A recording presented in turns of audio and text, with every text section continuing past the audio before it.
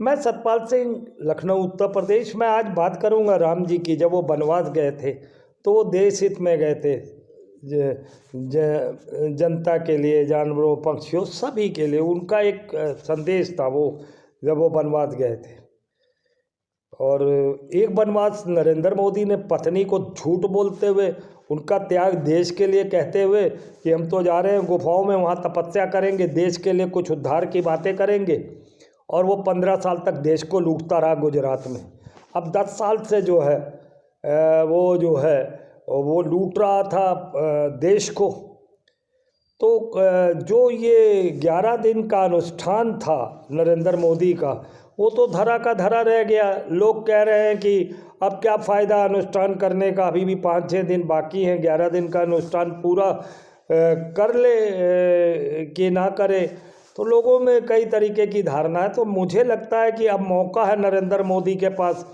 जिस तरीके से उसकी थूक के चाटने की आदत किसान आंदोलन में, रेसलर्स में, और ये भी ड्राइवरों में, और ना जाने कितनी जगहों पर वो थूक के चाटा है ये, तो ये जग जाहिर है ये। अब इसके पास मौका है, जब इसके पास कि इसके हाथ से प्राण प्रतिष्ठा की बारी भी जाती रही, और ये इस पाप के उससे बच भी जाएगा अब नरेंद्र मोदी। अब सारा पाप आएगा मिश्रा दंपत्ति पर और जो वहाँ पर बैठेगा, क्योंकि प्राण प्रतिष्ठा तभी मुकम्मल होगी जब मंदिर मुकम्मल होगा। तो कहीं ना कहीं मोदी ने अपनी जगह दंपत्ति परिवार, मिश्रा परिवार को पाप की आग में झोंक दिया, और बाकी जो जाएंगे।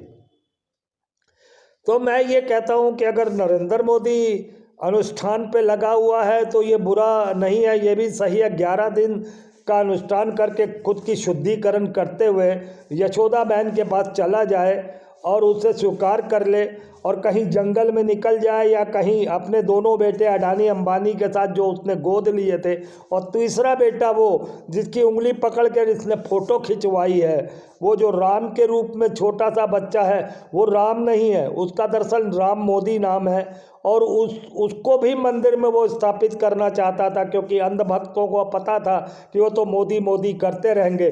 उसी आड़ में नरेंद्र मोदी ने अपने बेटे राम मोदी को वहाँ पर प्रतिष्ठित करने की भी बात सोची थी, भगवान राम के साथ, जो भगवान दशरथ के पुत्र थे। राम जो भगवान दशरथ के पुत्र थे, मगर जिसको उंगली चला कर ये ले जा रहे थे, तो राम तो खुद दुनिया को उंगली में नचा सकते थे, और ये मोदी उंगली में पकड़ के ले जा रहा है।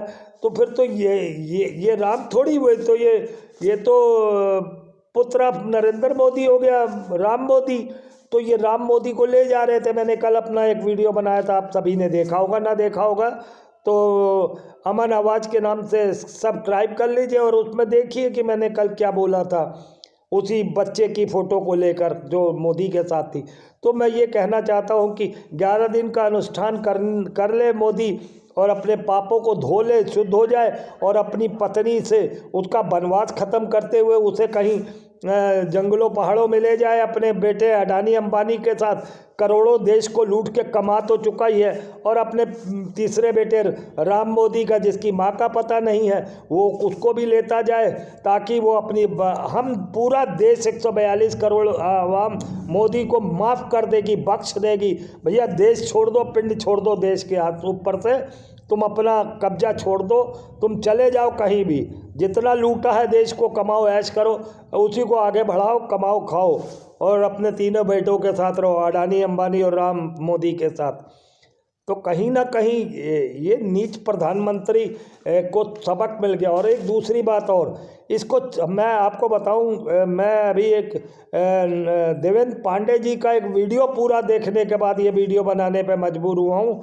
उन्होंने खुलासा किया है, देवेंद्र पांडे जी हैं महासचिव हैं, राष्ट्रीय महासचिव हैं हिंदू महासभा के राष्ट्र सचिव हैं। आप लोग उन्हें जरूर सुने, देवेंद्र पांडे जी को जरूर सुने, ताकि आप लोगों की आंखें खुलें कि आखिर हो क्या रहा था और अब हो क्या रहा है। तो इसी के साथ ही मैं एक बात कहूँगा, अगर आपने पांडे जी का वो पूरा वीडियो देखा तो आपकी आंखें खुली रह जाएंगी। तो मैं तो अब आता हूँ मोदी पर कि वो अपनी पत्नी के साथ अब बाकी का समय निर्वाह करें, क्योंकि जो भारत में सबसे उच्च पद है वो प्रधानमंत्री का है, राष्ट्रपति ये बनने से रहा, क्योंकि ये किसी की चमचागिरी कर नहीं पाएगा, ये रबड़ स्टैम्प बन नहीं पाएगा। इसलिए जो सबसे ऊंचा पद था भारत का वो ये पा चुका है, इसकी तमन्ना पूरी हो चुकी है, अब इससे ऊपर का पद नहीं है। और ये मैं नहीं कह रहा हूँ, ये देवेंद्र पांडे जी ने कहा है, ये शब्द उनके मैंने अपने इस वीडियो में जोड़े हैं। मैं उनका आभार व्यक्त करता हूँ, उन्होंने मुझे इस चीज़ की अकल दी। मैं इतना प्रभावित हूँ, मैं अनपढ़ हूँ, इसलिए इतना बहुत अच्छा नहीं बोल पाता हूँ, मगर कटुता मेरे में बहुत है नरेंद्र मोदी के लिए। और जब तक जिंदा हूँ इसके खिलाफत करता रहूँगा, और जब तक ये प्रधानमंत्री है तब तक तो इसकी खिलाफत करना मेरे लिए जायज़ है। और मैं आपको बताऊं, ये अपनी पत्नी को लेकर चला जाए और माफ़ी मांगे अपनी पत्नी के चरण छूते हुए, और उसको लेकर अडानी अंबानी अपने दोनों बेटों को लेकर ये कहीं देश विदेश चला जाए या कहीं जंगलों में चला जाए, कहीं जाए। जय हिंद, वंदे मातरम।